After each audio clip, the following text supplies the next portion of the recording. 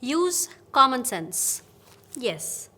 Common sense means the ability of a person to make right judgments on the happenings he encounters in his daily life. Well, I'm reading a paragraph from the chapter 7 Steps to Succeed in Business and in Life from the book Become Habitually Successful. And I'm sure you're going to use your common sense and find the link given in the description below and buy this book if you are really eager to change and uplift your current condition of life. Use common sense. That's what I read from the book Become Habitually Successful for one reason. And that reason is that I'm going to answer all of those questions what you generally ask me about grammar, English grammar. How much English grammar should we learn? Should we really learn grammar? It's not necessary.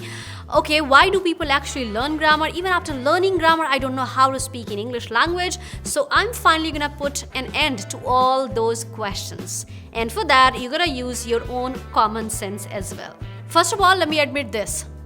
I am one of the biggest advocates of this statement. Speaking comes through speaking. That's right. But at the same time, I do not discard completely the idea of learning English grammar. One should learn, but in moderation. So you must be thinking right now, moderation, what do you mean by that? First of all, let's figure it out. What do you really want from English language? Is it that you want to speak good English, the fluent English, just in the form of, the conversation with the people? Second, do you want to be a master writer? Or the next option, no, I want to master all the 4 segments of English language, reading, writing, listening, speaking. Or whatever it is, just figure that out. And that's why I said at the beginning, use common sense. One solution does not work to all the people's problem. That's right. You're gonna figure out what do you want from English language. Among all the options that I mentioned, if your purpose is to learn to speak in English fluently with the people, then here is the thing, what to do. Let's look at this clip.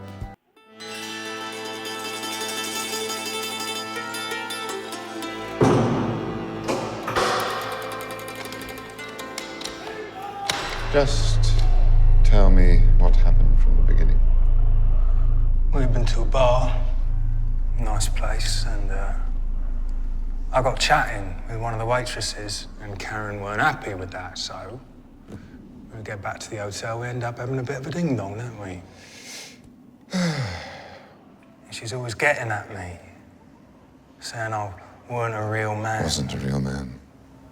What? It's not weren't, it's wasn't. Oh. Go on. Well, then I don't know how it happened, but suddenly there's a knife in my hands.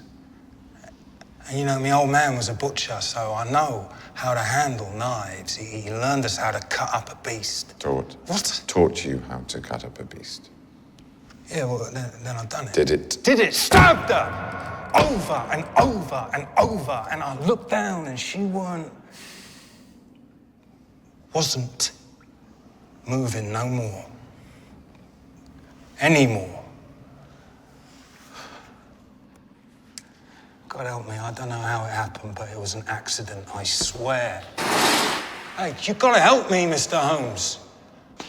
Everyone says you're the best. Without you, I'll get hung for this. No, Mr. Pierrick, not at all. Hanged, yes. It was funny, but did you notice what happened? I mean, the guy who is not a native English speaker, he has problem in speaking correct English. And that's why we need to learn grammar. As most of people who are watching this video must be trying to learn English as a second language. And that's why learning grammar is important. That's why we at Pep Talk India make sure that in our courses where we teach people how to speak in English fluently and effectively, we do not really give them a lot of grammar lessons, as that way they stay apprehensive all the time. Which one is the correct form, which one is not, how to use it. And as a result, of course, they do not become fluent outside. So here we make sure we give them just functional grammar in order to become fluent in English. Now the question arises, what is functional grammar? Well, functional grammar, as you understand by the functional term, which means the part of grammar that comes into play when we speak to the people. And those can be understood and identified immediately once you try speaking about any topic. You'd notice you use more or less. You need to understand parts of speech, tenses, correct usage of tenses, models, and question making, of course, WH family, then active and passive, and bit of causative verb, and couple of more topics, not more than that. And trust me, if you just master these section, which means functional grammar, you don't really need to work upon any other section of grammar, owing to the fact that you are just trying to improve your spoken English.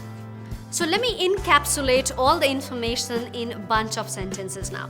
You need to learn English grammar if you're learning English as a second language, but in moderation, which means functional grammar.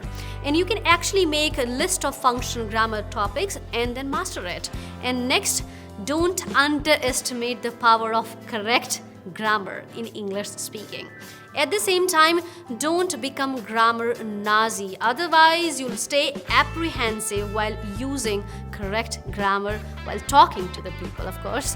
And last but not the least thing, that if you still have issues in your spoken English and if you don't know how to communicate effectively with the people, you can reach us now, the beautiful thing that we have come up with, online classes. You can anytime join our virtual classes and then of course get started with the journey of being the better person.